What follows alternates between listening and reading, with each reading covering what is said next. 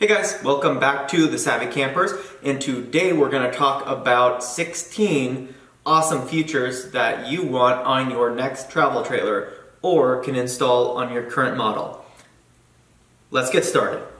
So the first awesome feature that you may or may not like, because you may have indifferent feelings about this, but that first feature is a Wi-Fi range extender. So basically what it is it's a Wi-Fi antenna that mounts in your RV, provides amped power to it, and it can go search campground Wi-Fi's, bring them to your RV, and then you would connect your iPad or your phone to your RV, which connects to that campground Wi-Fi. So this can be good if there's no cell phone service and you have some Wi-Fi service, so you could use Wi-Fi calling, or you could send emails and pictures to your family and friends, let them know you're okay after your big camping trip or your hike. It could also be used to, on the other side of the spectrum, to watch videos or entertain yourself, which some people may or may not like because they go camping to get away. So whichever way you want to use it, it is a good feature to have. So if it is pre-installed on your RV, saves you from wiring, it saves you from mounting, it saves you from drilling through your roof, saves you from routing wires through places, so that can save you a lot of time and effort, and then you may get a factory warranty on those penetrations through the roof or on those items. So that is a plus to having it pre-installed, but you can always install it yourself after the fact. The second awesome feature to have come on your travel trailer is a MaxAir Fan or a Fantastic Fan. Basically, if you know what your fan looks like, you have your vent that's about 14 by 14 or 15 by 15, and then you have a little teeny fan like this that exhausts air out when you're in the bathroom. That doesn't work that well. The only thing those fans are good for is wasting power. What a MaxAir or a Fantastic Fan does is it provides a fan about this big. I think the MaxAir fans have 8 or 10 blades, and it can move a lot of air. It can actually move 800 to 900 CFM a minute, which is cubic feet of air a minute. And when you look at the volume of a travel trailer, you can replace that air in 2 minutes or less. So that's a lot of air movement. And you can reverse the fan with the vent closed, so it can act as a ceiling fan. If you've got 2 of them, you could have one intake, one exhaust, so you can just really cycle that air.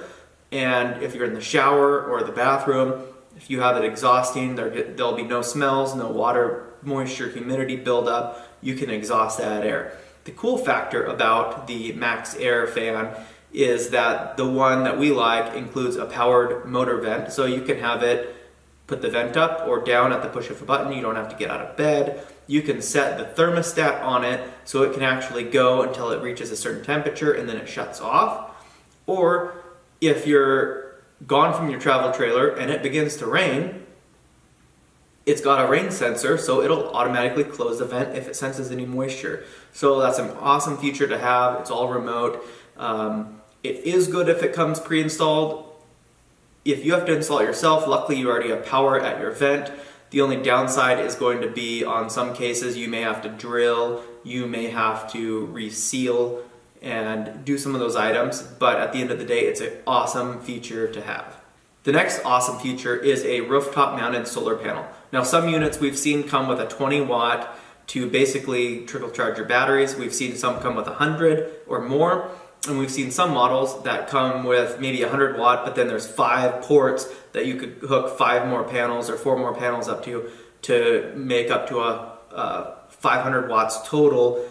Comes pre-wired with the charge controller. So on a brand new RV, you don't have to drill through 4 wires. The only thing you'd have to drill for is mounting those solar panels. So it's a lot less penetrations to worry about. Let the factory do those. And you could have 100 to 500 watts of solar pre-installed and not have to worry. Now, installing those after the fact is not a huge deal, but it is a lot of work. You can pay your RV dealer to do it, or if you're handy, you can do it yourself.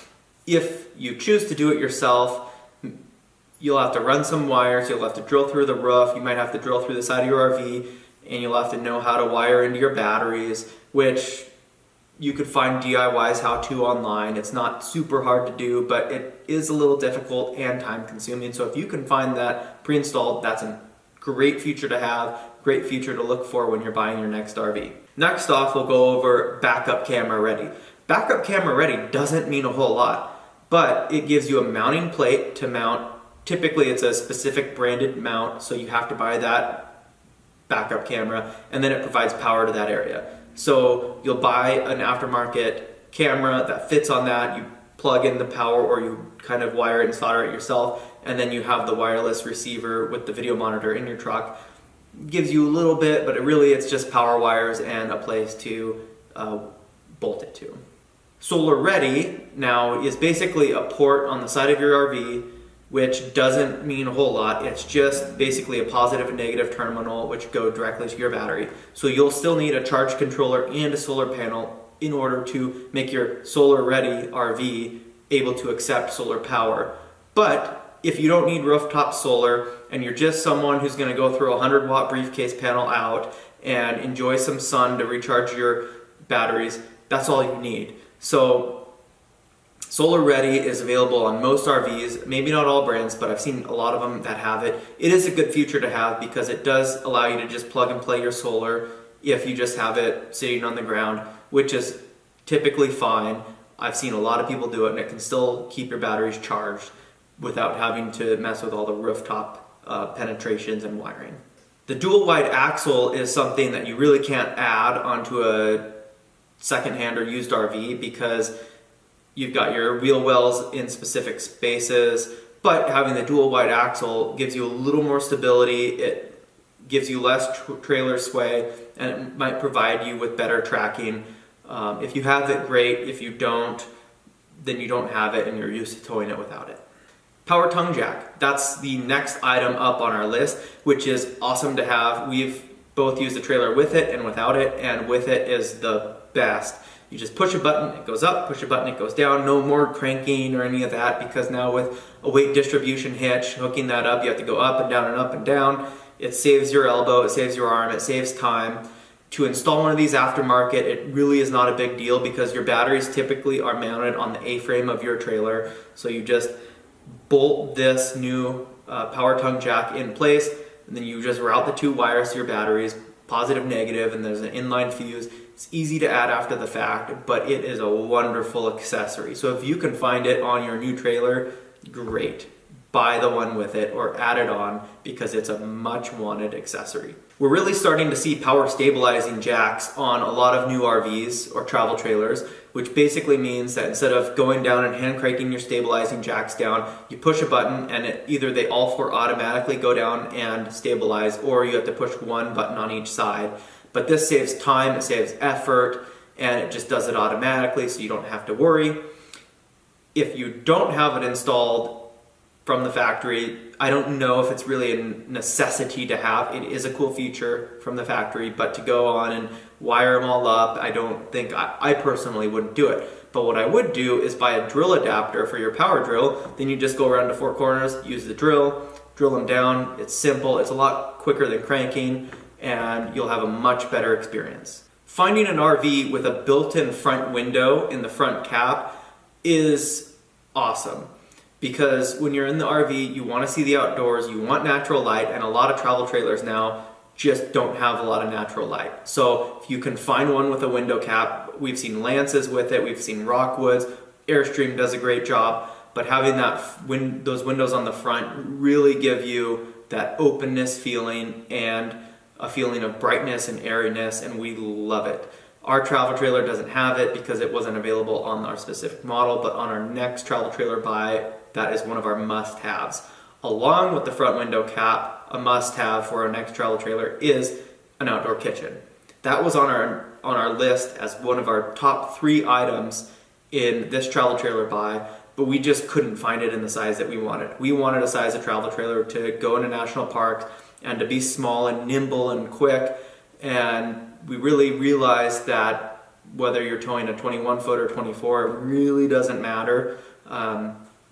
But outdoor kitchen is awesome because you can cook outside, you can keep all your things outside, people don't have to traipse in to cook, you're outdoors, you're feeling good, whether you're tailgating or you're just having a barbecue. Some outdoor kitchens have a refrigerator. Now keep in mind, those typically only run when you're plugged into 110 volt power, but it's still awesome to have your refrigerator with your soft drinks or your cooking items that you'll need, because they're handy right there. You cook it, you boil your water, you barbecue, and you wash up, and you keep it all outside, and you get to enjoy the outside with your friends and family. So outdoor kitchen is awesome to have, and make sure to look for that on your next travel trailer buy.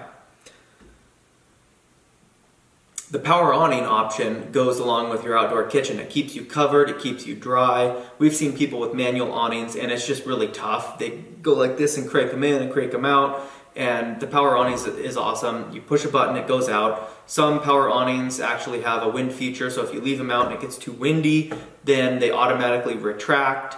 But we typically at night retract ours all the way in, besides maybe 2 or 3 foot in case it rains, to keep water out of our pathway, out of our trailer, just in case we have items that we left outside, maybe our daughter's pack and play or some shoes, keep those dry if it does in fact rain.